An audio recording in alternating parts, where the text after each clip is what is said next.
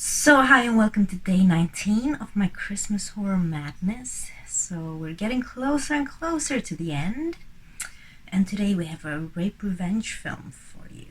So, today I will be reviewing the Night Train murders. So, let's get into technical stuff. Night Train Murders from 1975. It's from Italy with a corporation from what used to be the West Germany at that time, before the Berlin Wall fell, and Austria.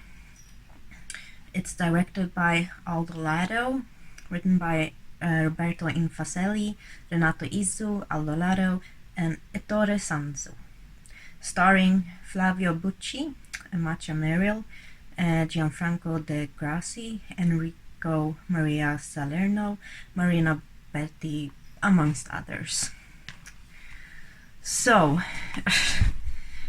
this movie also has like a million other titles, like the Second House on the Left, and if you've seen the last House on the Left films, you kind of know the formula to this one.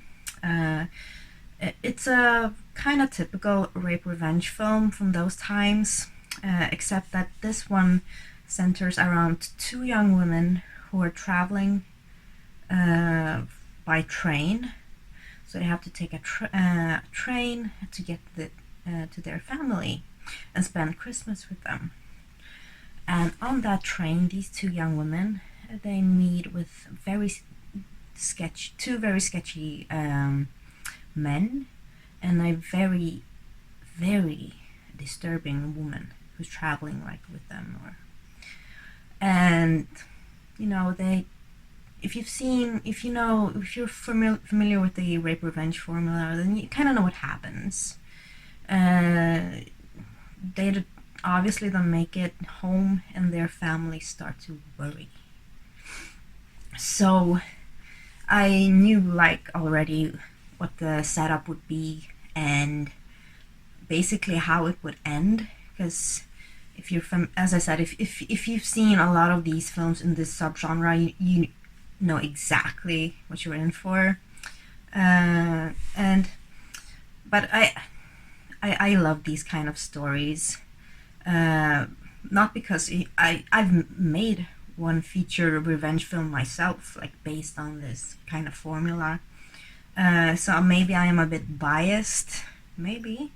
The film I did, it was called Sarjad, Wounded. It's in Swedish, and I played the main character. So yeah, a little promotion for my film. But I think that this film, the story is straight on, kind of forward. You know exactly what will happen on the train, and you know that these girls will not have a pleasant time, and they most surely didn't. But mostly when you watch these kind of films, if you're like me, you're waiting for the revenge part, because that's, you're like, yeah, the bad guys will get what's coming to them finally. And I did like the revenge part. I just wished it was longer. It felt very, very short, and they just wanted to get it over with. But I think that they would have benefited more to draw it out a bit more, I think.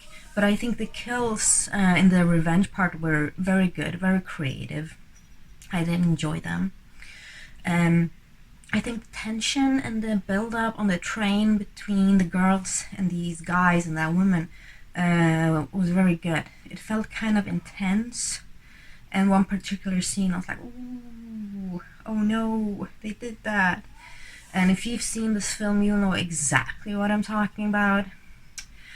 But yeah, I mean, the characters, they're kind of typical. The bad guys are really bad. There's really nothing good about them. You don't get to know them at all. Just you know that they're creeps and very unpleasant, horrible people, basically. But you do get to know a little bit more about the girls, not a lot, but you are rooting for them. You are, and then you get to know the family a bit. And when you get to the revenge part, it's obvious to be rooting for, the family and stuff like that. I just wished it was a bit longer and a bit more drawn out, and it could have been more gorier, I think, definitely. But with that being said, I did enjoy the script and the setup and the revenge part. The little that I got, I liked it. That's why I wanted more from it. It obviously wasn't as good as Last House on the Left and stuff like that, or I Spit on Your Grave.